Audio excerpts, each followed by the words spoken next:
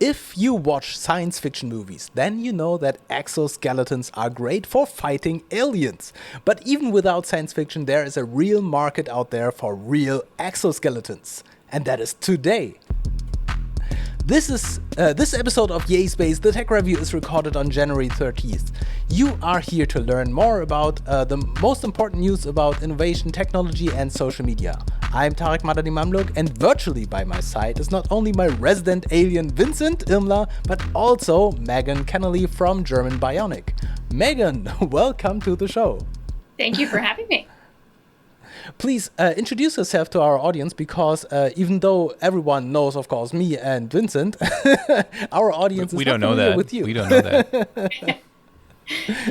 Perfect. Yeah, so Megan Kennelly, I'm the head of global marketing here at German Bionic.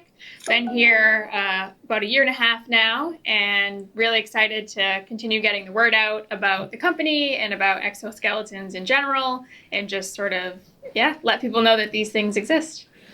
Yeah.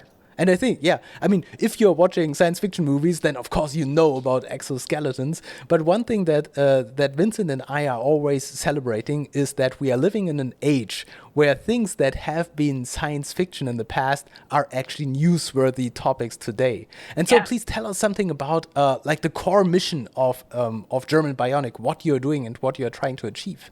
Sure. So the way that we look at exoskeletons is a little less on the Iron Man front and a little more on keeping people safe. So we take the approach of solving the issue of lower back injuries. It's the number one cause of injuries in the workplace. And so that's really how the company was stemmed. It started as a research project over in Germany and then got built into a business after that because of the outcomes. So we've been around for about 7 years in total. We are on our 6th generation of our exoskeleton, but it really targets that lower back area. So not only is it giving the workers support in an ergonomic posture, but it's also giving them additional power. And we do that through battery-powered motors. And the device basically sits on you like a backpack. You strap into it, and the motors are helping to take the weight off of what you're picking up. Okay, and so obviously in an industrial setting, this makes sense, where I have to carry heavy things. But I also read that I think healthcare is a very, very important field where your suits are sold, right? Yeah, so we actually got our start in just purely logistics. So moving heavy boxes, repetitive heavy lifts in warehouses, taking them off of trucks. And that's still a big part of our business today. We've since grown to see other use cases, whether it be in manufacturing or food and beverage, where they're having to carry things like heavy cases of water or that type of thing, having to carry big bags of grain up into pouring them into vats. But healthcare was another one of those verticals that came up for us, where patient care is another area where nurses or caretakers are having to lift actual people instead of boxes. And that still causes a lot of strain on the back, especially when patients are having to hold on to their necks because they're not able to support their own body weight. So by wearing the device, it has handles on the back. It's sort of taking that personal space element out of it and making the nurses more comfortable, but it's also alleviating some of that pain and struggle that they have when they're having to move patients from the bed to a chair in the morning or from a wheelchair back into the bed. So I think there's endless opportunities where we've discovered it's not just things that you can pick up repetitively, but people as well. Yeah. As you just said, there's a wild field of applications, but how far is your technology already spread? Are there many companies already using that? Or is it still like we have a prototype? Plenty of customers all throughout Europe. So we have offices in Germany, we have sales offices in the UK, France. We sell all throughout Europe. We just entered the North American space about 2 years ago. So in the US and Canada, we have customers, and we're also in Japan too. Yeah. So it varies too across the customer base of what industries they're in. Like I said, Food manufacturing was a big one here in the US that we saw that maybe wasn't a focus before. Construction has become popular too recently, where they're having to pick up like sheets of roofing or heavy bricks that they're having to move. So I think it's just we're still learning too what else is out there that it could be beneficial for. When you're with your customer base being all around the globe, more or less. I mean, North America and Europe, Japan, you mentioned, I think. How is manufacturing of your devices happening? I would like to know, like, where do you have your own factories? How is that? Are you building it yourself? I can see that the logistics of this being enormous, and also there being delicate, as far as I understand. So how is that going? Sure. So it has recently changed a little bit. So when we got our own start, we did do all of the production and manufacturing in-house. We now have a new partner about a year and a half ago, I want to say, Mubea. They are one of the largest manufacturers of car parts. So basically any car that's on the road, Mubea has created some little piece of it, whether it be a spring or part of the seat. And so they have extensive knowledge in manufacturing, especially for lighter components. And that's key here. We always want to be lighter and leaner for putting something on the body. So they've been a huge strategic partner with us. So we've basically moved all of our manufacturing to them. And it's all done in Germany, in the north of Germany. And in the future, I think we'll also look to do some of that manufacturing here in the US because they do have a presence in Kentucky. So we're looking to see like what we can do with them to start getting new parts and lighter parts to just continue to evolve that whole process. But all of our R&D is still done by German Bionic in-house. Yeah, I could imagine sorry, Vincent, I didn't want to interrupt you.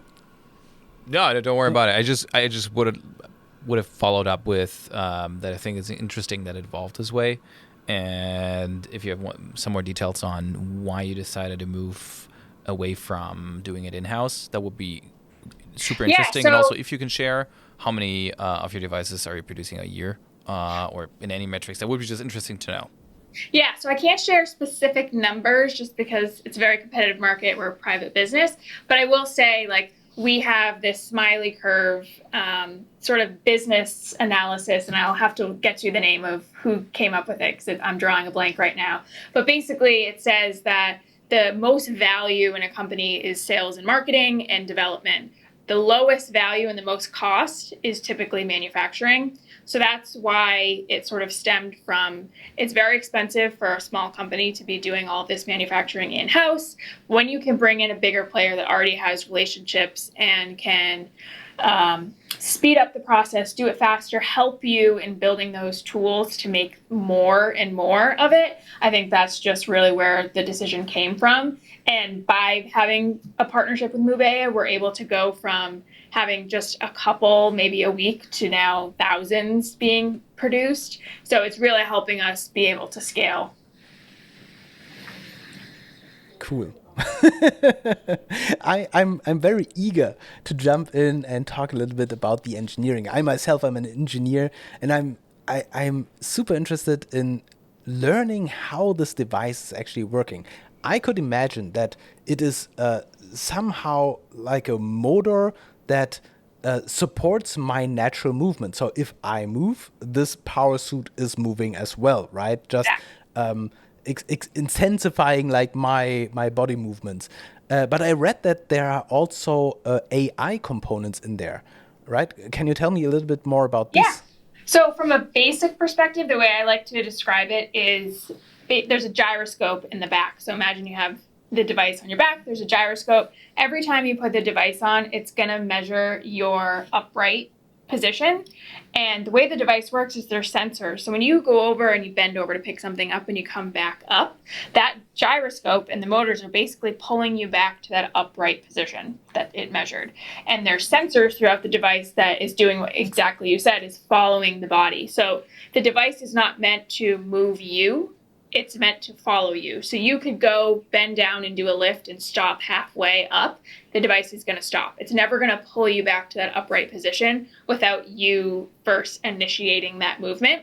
So from the basic sense, sensors and a gyroscope is how it's helping to pull you back up to that upright position. And the motors are taking the weight off of your lower back, and it's also helping to lift your actual body weight from that bent over position to the upright position. So that's how it kind of works on basic level. And I'm not an engineer, so that's pretty much in depth as I can go. But when it comes to the AI component, there's a few ways that we're using it. So from a drive system perspective, we're using AI where it's constantly learning about the body and the movements of that individual person. So every time you go and put on the device, every person has their own unique pin, and that helps save their preferences, but it's also learning from that person too. So every person has a different angle of how they're bending down and how they're moving, and if they're moving quicker or moving slower. So that every time you put on the device, it's learning about your movements so that it can adjust those sensors so that it's better supporting you every time that you're putting it on. From another perspective, we're using it from almost collecting and developing trends. So a great example of that is our smart brake recommendation. So the sensors on the device, there's also sensors that collect ergonomic data. So we have a whole insights platform that can give you information about your workplace and the user. But what it's doing is it's starting to collect baselines of the worker, and it can start seeing, okay, this worker is starting to have maybe like improper lifts. They're starting to twist more. They're getting a little lazy in their lifts.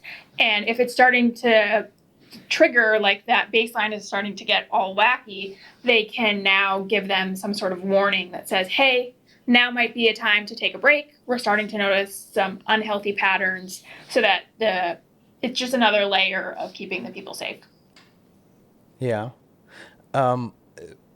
As we are living in Europe, of course, the topic of privacy is very interesting. Sure. And the first question from privacy perspective would be, if you're collecting all this data about me as a person, how far I'm moving, how many boxes I'm carrying, or something like this. Did you ever discuss like this negative aspect that this device can be used to monitor my work performance in a way that is not supposed to be monitored?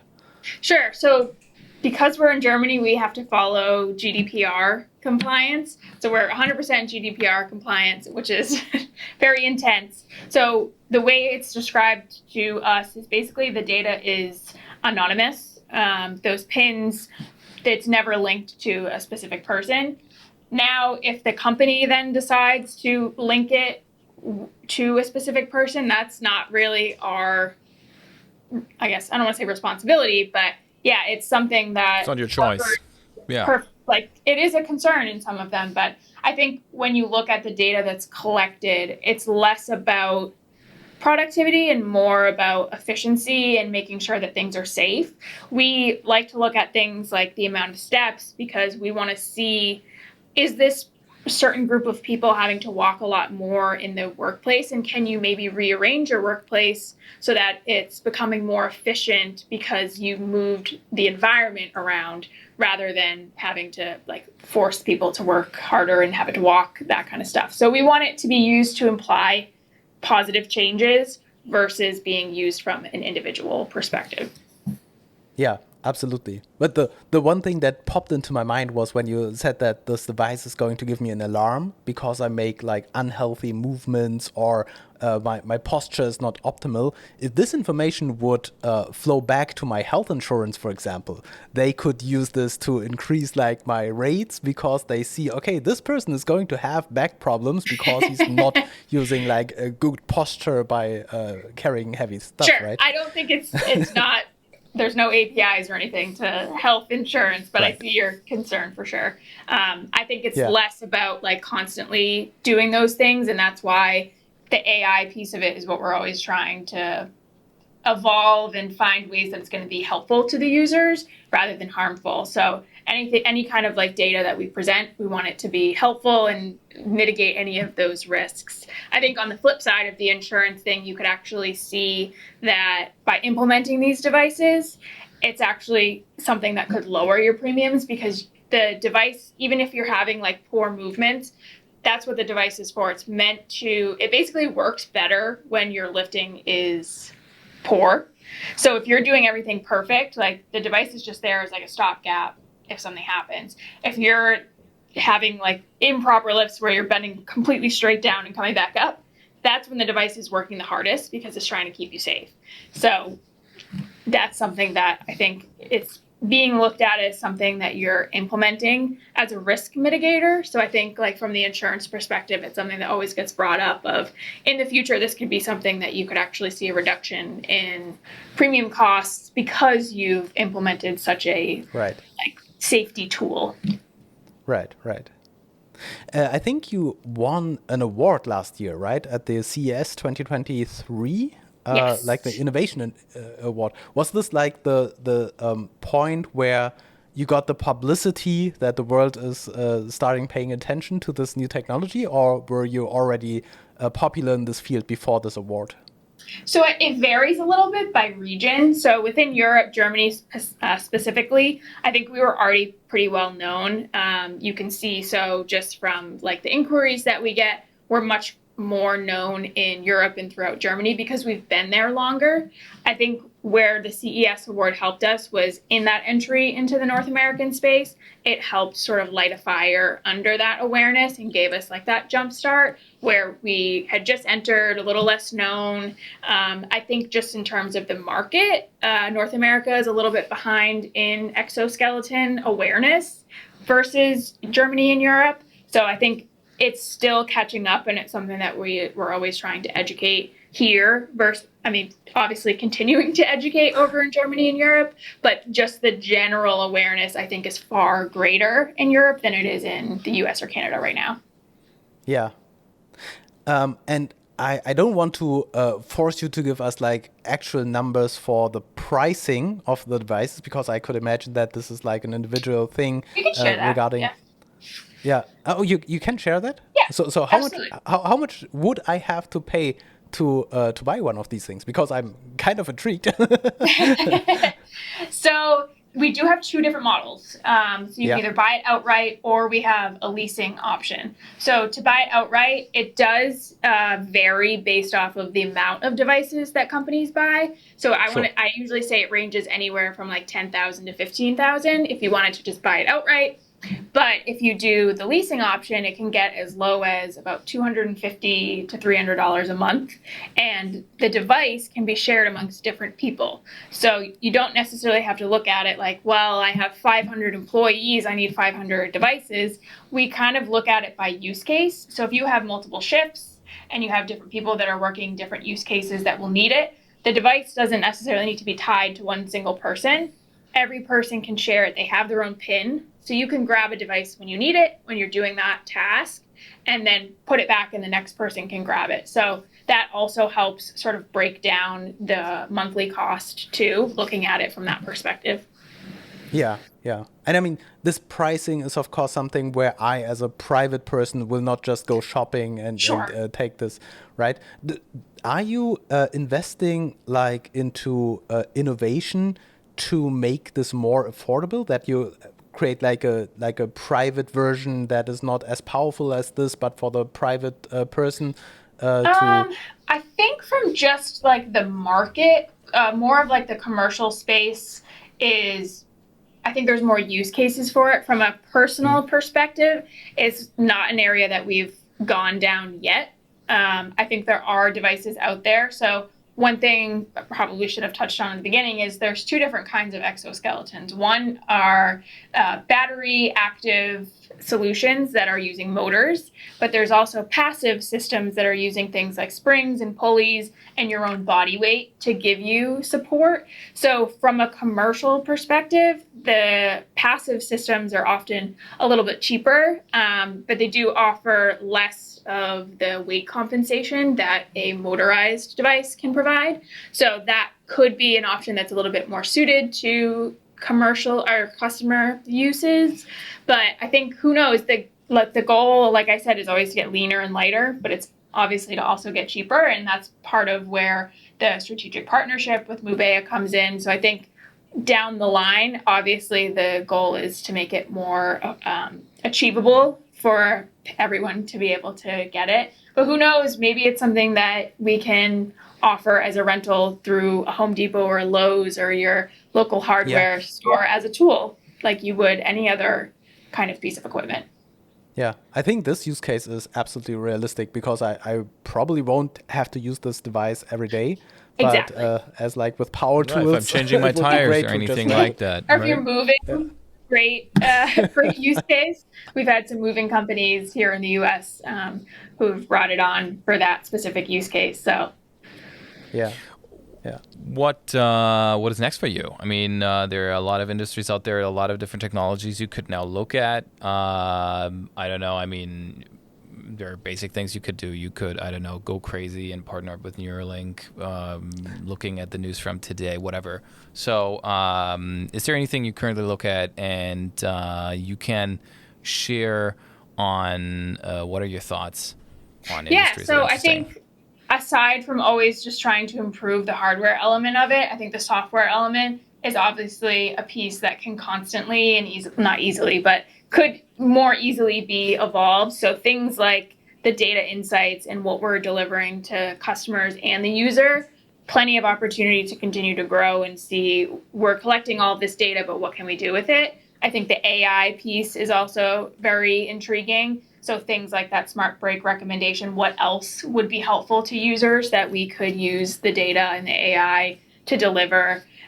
We're also trying to develop things like gamification apps to make it something that's you look forward to using every day, that's going to be fun, and you can earn different badges by competing with your coworkers, that kind of stuff. So I think we're always like trying to just improve. Like I said, this is our 6th generation of exoskeleton, so trying to just continue to improve from an R&D perspective, but also just seeing what other use cases are out there.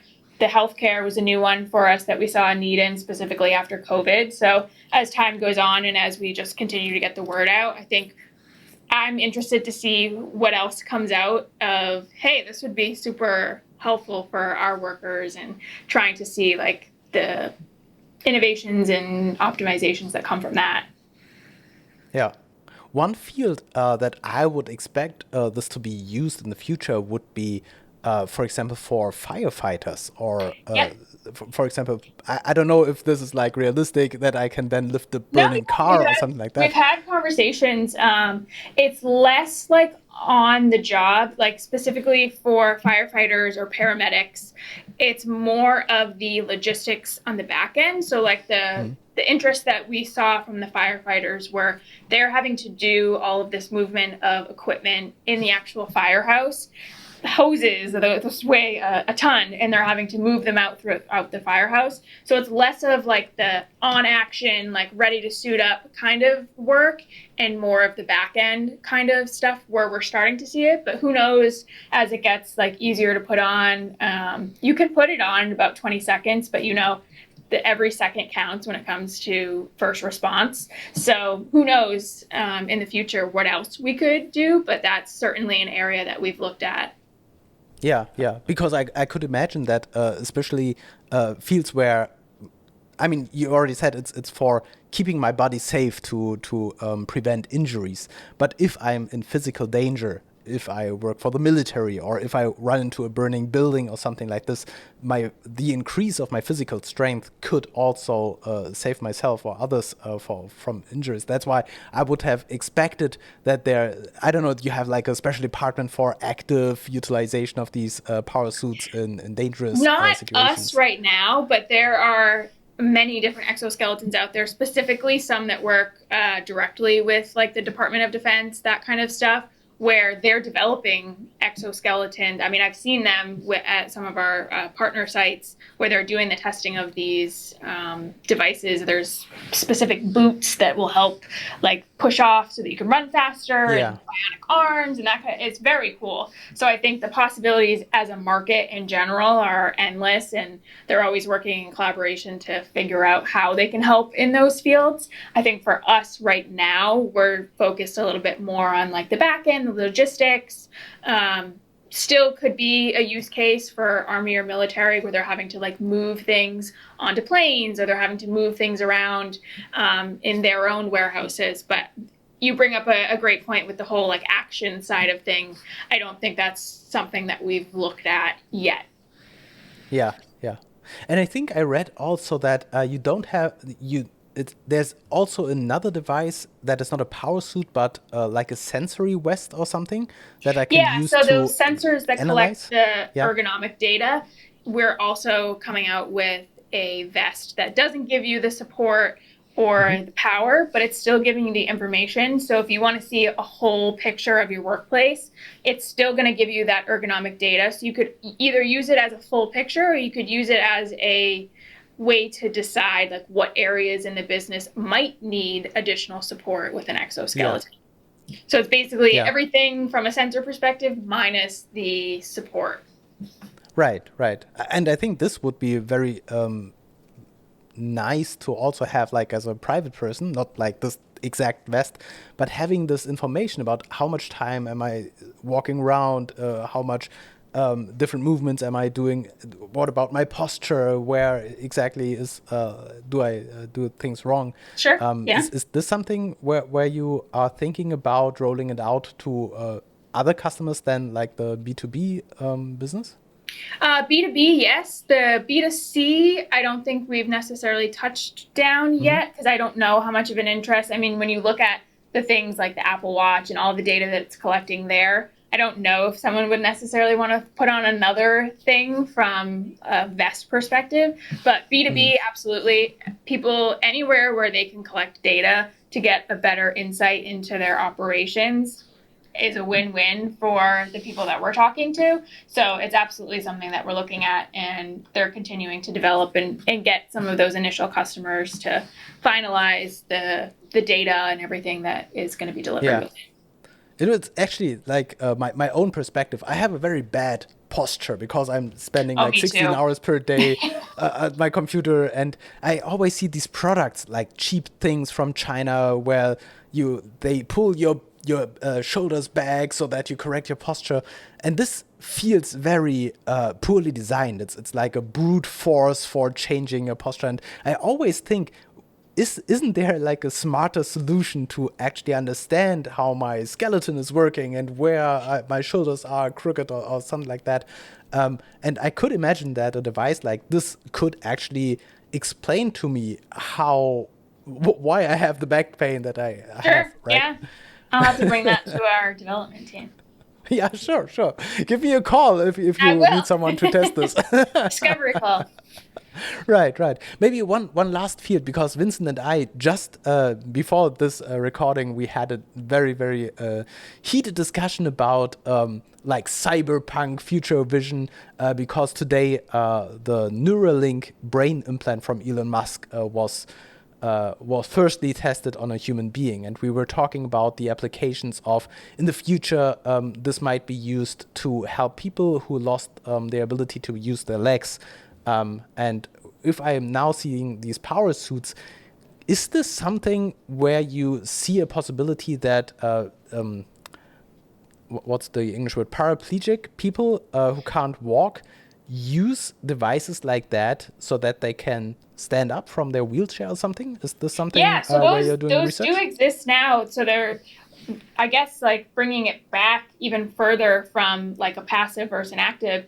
There's rehabilitation side of exoskeletons and the almost like what we call preventative side. So we're on the preventative side where we want to hopefully mitigate someone being in that position. But there are exoskeletons that exist to help people be able to walk again and move their elbows or move their hands.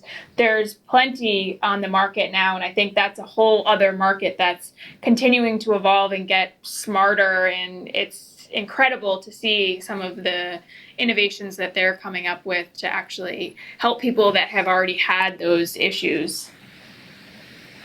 Yeah. All right. Vincent, do you have any other questions? I am extremely satisfied. Thank you very much. Because there's one thing that I would love to ask you, Megan, and this would be, what advice would you give to young innovators or entrepreneurs who are looking into this field of wearable robotics? Do you have any advice for people who would like to jump into this profession? Absolutely. I mean, I think always being curious is a good piece of advice, and not being, not shying away from trying something. I think get involved too. We always have rounds of internships that come through, people that are writing your thesis papers. So express your interest. And I think now, with the innovations that are coming in the technology, schools are now starting to have programs or different projects that students can get involved in, where they're working in tandem with companies like us to get a suit and almost like deconstruct it and start to build studies around it. So just get involved and always be willing to try something new. And yeah, I think just an open mind and a willingness to be involved is something in any field that is a good quality. So specifically here, I think it also is a good tip. Very cool. Thank you so much for sharing all of this information about exoskeletons and what is happening here. Megan, thank you for joining us in our show. And if you, dear listener, think that this was valuable for you, you should definitely subscribe to us so that you never miss an episode of Yay Space, the Tech Review. Until next time, stay awesome.